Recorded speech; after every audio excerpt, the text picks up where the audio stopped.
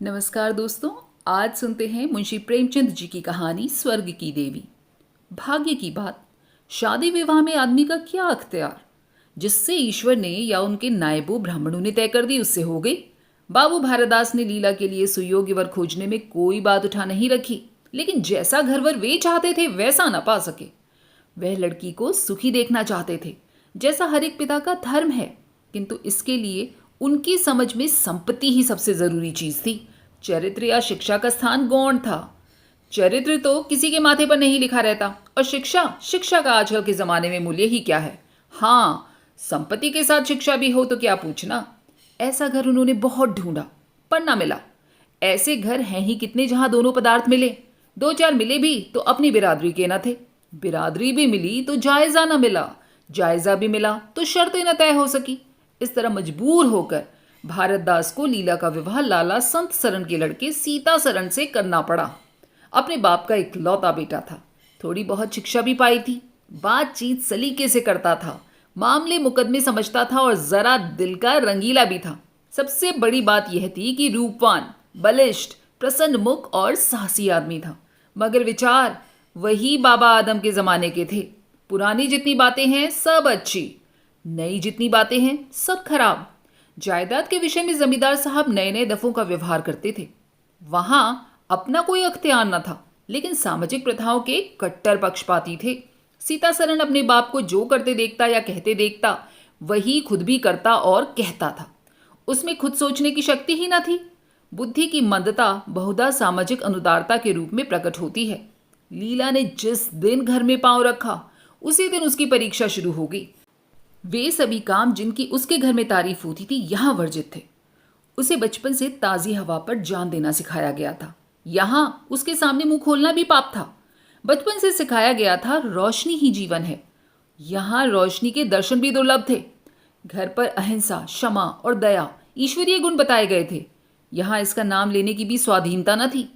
संत सरन बड़े तीखे गुस्सेवर आदमी थे। नाक पर मक्खी न बैठने देते। धूर्तता और छल कपट से ही उन्होंने जायदाद पैदा की थी और उसी को सफल जीवन का मंत्र समझते थे। उनकी पत्नी उनसे भी 2 अंगुल ऊंची थी। मजाल क्या कि बहू अपनी अंधेरी कोठरी के द्वार पर खड़ी हो जाए या कभी छत पर टहल सके। प्रलय आ जाता, आसमान सिर पर उठा लेती। उन्हें बकने का मर्ज था।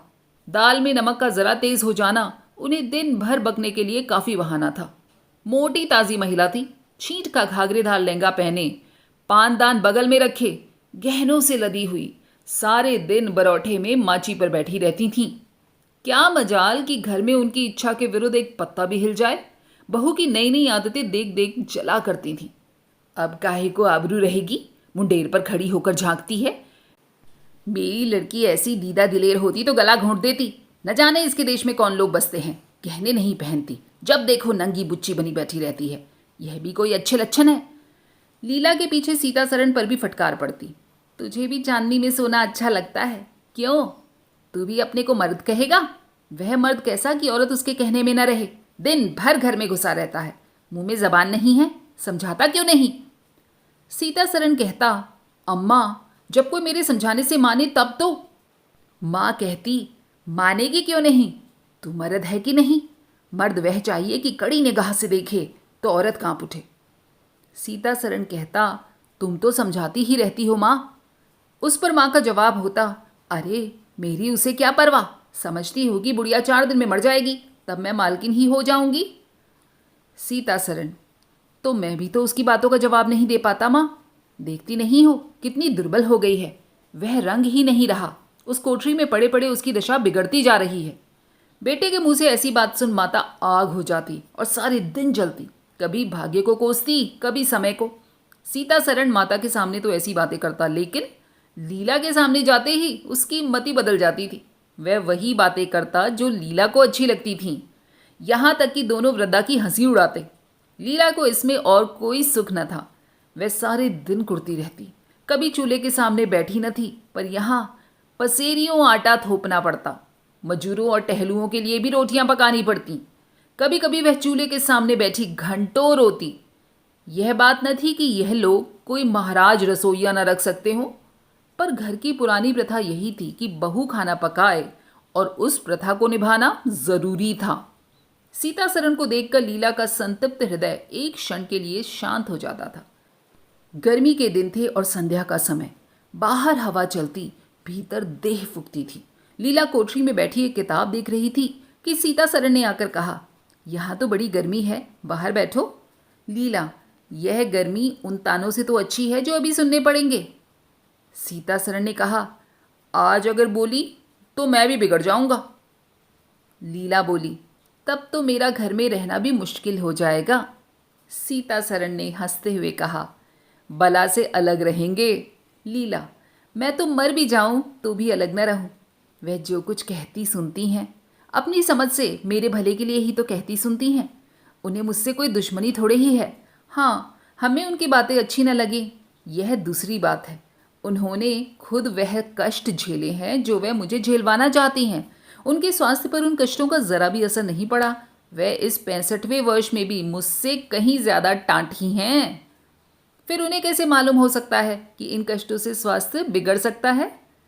सीता सरन ने उसके मुरझाए हुए मुख की ओर करुण नेत्रों से देखकर कहा, तुम्हें इस घर में आकर बहुत दुख सहना पड़ा। यह घर तुम्हारे योग्य न था। तुमने पूर्व जन्म में जरूर कोई पाप किया होगा। लीला ने पति के हाथों से खेलते हुए कहा, यहां ना आती तो तुम्हारा प्रेम कैसे पाती। 5 साल गुजर गए। लीला 2 बच्चों की मां हो गई, एक लड़का दूसरी लड़की। लड़के का नाम जानकी सरन रखा गया और लड़की का नाम कामिनी। दोनों बच्चे घर को गुलजार किए रहते थे। लड़की दादा से हिली थी और लड़का दादी से। दोनों शोक और शरीर थे। गाली दे बैठना, मुंह चुड़ा देना तो उनके लिए मामूली बात थी। दिन भर खाते और आए दिन बीमार पड़े रहते। लीला ने खुद सभी कष्ट सह लिए थे, पर बच्चों में बुरी आदतों का पड़ना उसे बहुत बुरा मालूम होता था। किंतु उसकी कौन सुनता। बच्चों की माता होकर उसकी अब गणना ही न रह गई थी। जो कुछ थे बच्चे थे, वह कुछ न थी। उसे किसी बच्चे को डांटने का भी अधिकार न था। सास फाड़ खाती थी। सबसे बड़ी आपत्ति यह थी कि उसका स्वास्थ्य अब और भी खराब हो गया था। प्रसव काल में उसे वे भी अत्याचार सहने पड़े जो अज्ञान, मूर्खता और अंधविश्वास ने सौर की रक्षा के लिए गढ़ रखे हैं।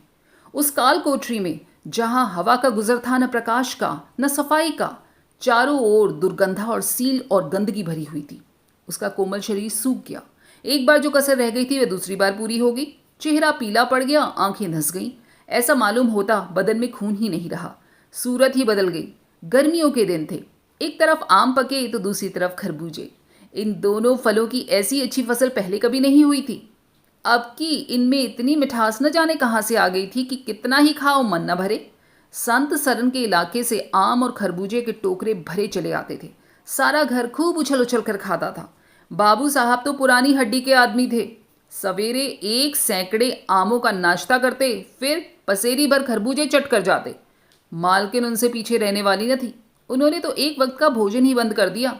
अनाज सड़ने वाली चीज नहीं, आज नहीं कल खर्च हो जाएगा, लेकिन आम और खरबूजे तो एक दिन भी ठहर नहीं सकते। शुद्धनी थी और क्या। यूं ही हर साल दोनों चीजों की रेल पेल होती थी, पर किसी को कभी कोई शिकायत न होती थी। कभी पेट में गिरानी मालूम हुई तो हड़ की फंकी मार ली। एक दिन बाबू संत सरन के पेट में मीठा मीठा दर्द होने लगा। आपने उसकी परवाह न की, आम खाने बैठ गए। सैकड़ा पूरा करके ही उठे थे कि कै हुई, गिर पड़े। फिर तो तिल तिल पर कै और दस्त होने लगे। हैजा हो गया। शहर के डॉक्टर बुलाए गए, लेकिन उनके आने से पहले ही बाबू साहब चल बसे। रोना पीटना मच गया। संध्या होते होते लाश घर से निकली। लोग दाह क्रिया करके आधी रात को लौटे तो मालकिन को भी कै और दस्त हो रहे थे। फिर दौड़ धूप शुरू हुई, लेकिन सूर्य निकलते निकलते वह भी सिधार गईं। स्त्री पुरुष जीवन पर्यंत एक दिन भी एक दूसरे से अलग न हुए थे। संसार से भी साथ साथ ही गए। सूर्यास्त के समय पति ने प्रस्थान किया, सूर्योदय के समय पत्नी ने। लेकिन मुसीबत का अभी अंत न हुआ था। लीला तो संस्कार की तैयारियों में लगी थी। मकान की सफाई की तरफ किसी ने ध्यान ही न दिया। तीसरे दिन दोनों बच्चे दादा दादी के लिए रोते रोते बैठक में जा पहुंचे। वहां एक आले पर खरबूजा कटा हुआ पड़ा था। 2-3 कलमी आम भी रखे थे। इन पर मक्खियां भिनक रही थी। जानकी ने एक तिपाही पर चढ़कर दोनों चीजें उतार ली और दोनों ने मिलकर खाई। शाम होते होते दोनों को हैजा हो गया और दोनों माँ बाप को रोता छोड़कर चल बसे। घर में अंधेरा हो गया। 3 दिन पहले जहां चारों तरफ चहल पहल थी, वहीं अब सन्नाटा हुआ था। किसी के रोने की आवाज भी सुनाई न देती थी। रोता ही कौन। ले दे के कुल 2 प्राणी रह गए थे और उन्हें रोने की सुधि न थी। लीला का स्वास्थ्य पहले भी कुछ अच्छा न था। अब तो वह और भी बेजान हो गई। उठने बैठने की शक्ति भी न रही, हरदम खोई सी रहती, न कपड़े लत्तों की सुध, न खाने पीने की। उसे न घर से वास्ता था न बाहर से। जहां बैठती वहीं बैठी रह जाती, महीनों कपड़े न बदलती, सिर में तेल न डालती। बच्चे ही उसके प्राणों का आधार थे, जब वही न रहे तो मरना और जीना बराबर। रात दिन यही मनाया करती कि भगवान यहां से ले चलो। सुख दुख सब भुगत चुकी हूं, अब सुख की लालसा नहीं है। लेकिन बुलाने से मौत किसी को आई है भला? सीतासरण भी पहले तो बहुत रोया धोया, यहां तक कि घर छोड़कर भाग जाता था। लेकिन ज्यों ज्यों दिन गुजरते गए, बच्चों का शोक उसके दिल से मिटता जाता था। संतान का दुख तो कुछ माता को ही अधिक होता है। धीरे धीरे उसका जी संभल गया। पहले की भांति मित्रों के साथ हंसी दिल लगी करने लगी। यारों ने और भी चंग पर रंग चढ़ाया। अब घर का मालिक था, जो चाहे कर सकता है, कोई उसको रोकने वाले न था। सैर सपाटे भी करने लगा। कहाँ तो लीला की रोती आंखें देखकर उसकी आंखें सजल हो जाती थी, और कहाँ अब उसे उदास और शोकमग्न देखकर झुंझला उठता। जिंदगी रोने ही की तो नहीं है। ईश्वर ने लड़के दिए थे, ईश्वर ने छीन लिए। क्या लड़कों के पीछे प्राण दे देना होगा? लीला यह बात सुनकर भौंचक रह जाती। पिता के मुंह से ऐसे शब्द निकल सकते हैं? संसार में ऐसे प्राणी भी हैं? होली के दिन थे। मर्दाने में गाना बजाना हो रहा था। मित्रों की दावत का भी सामान किया गया था। अंदर लीला जमीन पर पड़ी हुई रो रही थी। त्योहारों के दिन उसके रोते ही कटते थे। आज बच्चे होते तो कितने अच्छे अच्छे कपड़े पहने कैसे उछलते फिरते। वही न रहे तो कहाँ की तीज और कहाँ का त्योहार।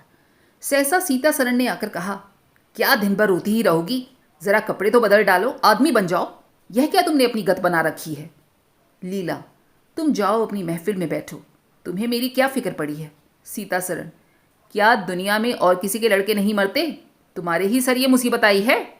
लीला, यह बात कौन नहीं जानता, अपना अपना दिल ही तो है, उस पर किसी का बस तो नहीं। सीतासरण, मेरे साथ भी तो तुम्हारा कुछ कर्तव्य है।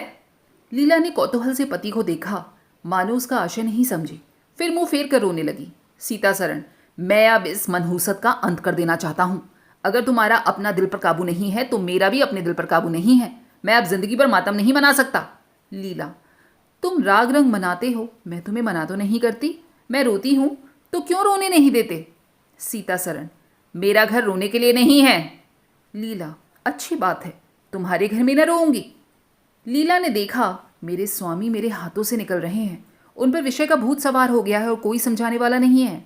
वह अपने होश में नहीं है। मैं क्या करूं? अगर मैं चली जाती हूं तो थोड़े ही दिनों में सारा घर मिट्टी में मिल जाएगा, और इनका वही हाल होगा जो स्वार्थी मित्रों के चंगुल में फंसे हुए नौजवान रईसों का होता है। कोई उल्टा घर में आ जाएगी और इनका सर्वनाश कर देगी। ईश्वर, मैं क्या करूं? अगर इन्हें कोई बीमारी हो जाती तो क्या मैं उस दशा में इन्हें छोड़कर चली जाती? कभी नहीं। मैं तन मन से इनकी सेवा करती, ईश्वर से प्रार्थना करती, देवताओं से मनौतियां करती।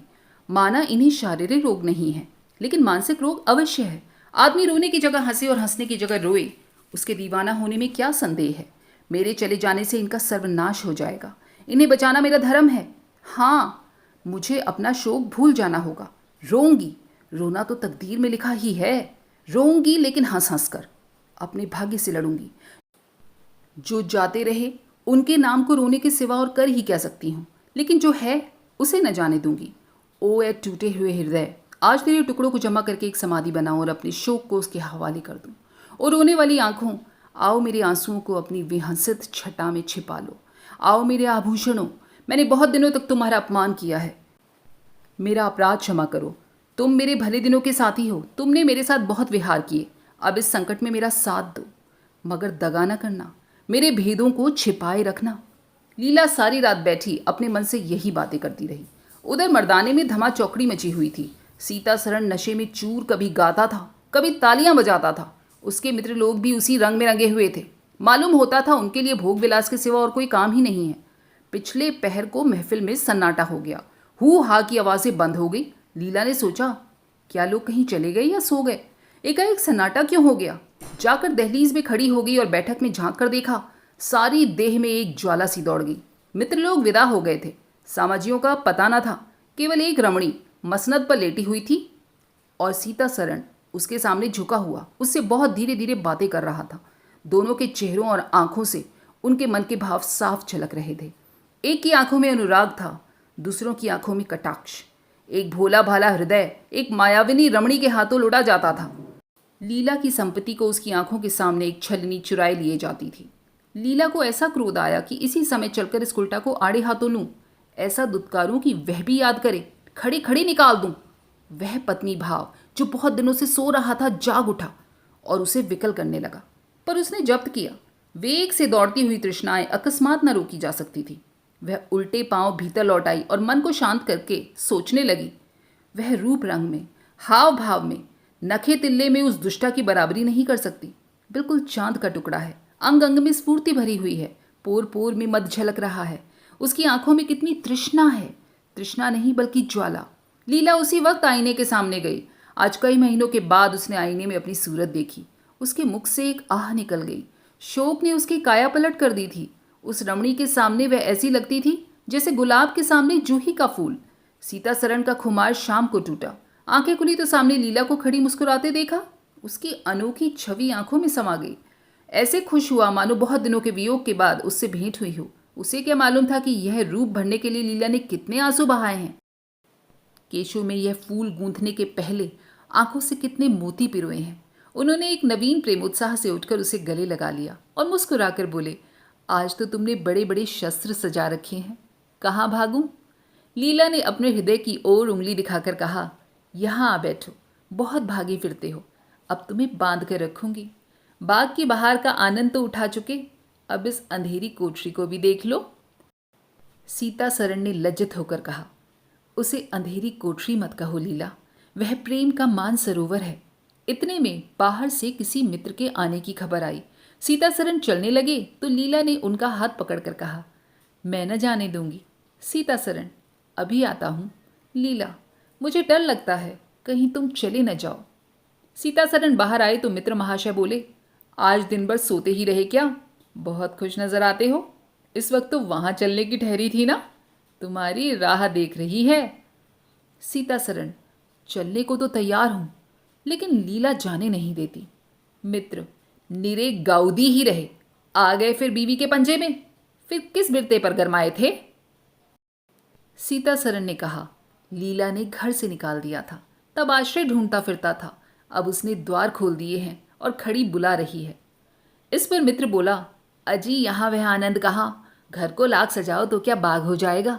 सीता सरन ने कहा, भाई घर बाग नहीं हो सकता, पर स्वर्ग हो सकता है। मुझे इस वक्त अपनी शुद्रता पर जितनी लज्जा आ रही है वह मैं ही जानता हूँ। जिस संतोषजनक में उसने अपने शरीर को घोला डाला और अपने रूप लावण्य को मिटा दिया, उसी शोक को केवल मेरा एक इशारा पाकर उसने भुला दिया।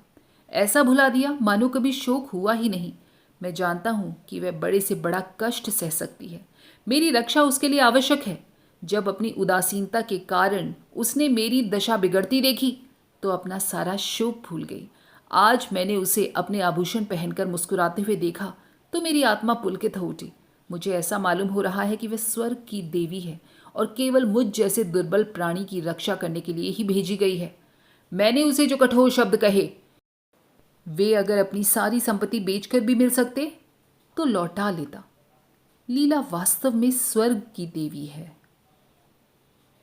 दोस्तों, कैसी लगी आपको ये कहानी नीचे कमेंट करके बताइएगा, और अगर पसंद आई हो तो लाइक शेयर सब्सक्राइब करना बिल्कुल ना भूलिएगा।